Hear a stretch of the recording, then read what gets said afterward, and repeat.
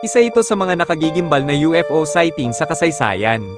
Nangyari ito noong 1803 sa Hitachi Province sa Japan. May mga mangingisda sa tabing dagat. Kalaunan, ay nakakita ang mga ito ng isang sasakyang panghimpapawid na nakalutang sa tubig malapit sa pampang. At sa dala ng kuryosidad ay nilapitan ito ng mga mangingisda. Nang sila ay papalapit pa lamang ay biglang bumukas ang pinto ng sasakyang panghimpapawid.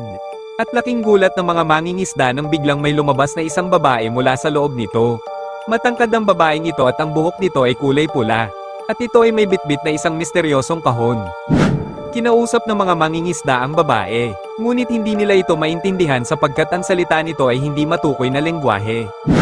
Di kalaunan, ay nagsimulang dumating ang mga residente sa kanilang lugar. Ngunit walang kahit isa sa mga ito ang kayang intindihin ang salita ng babae. At nang suriin ng mga tao sa lugar ang loob ng sasakyan ng babaeng ito, tumambad sa kanila ang mga kakaibang simbolo na nagpapatunay na ito ay galing sa ibang mundo. Ang kwentong ito ay tinatawag sa Japan bilang Utsurubuni, at ito ay dokumentado sa ancient Japanese writing. At pinaniniwalaan ng karamihang mga tao sa Japan na ito umano ay ang Diyos ng kanilang mga ninuno.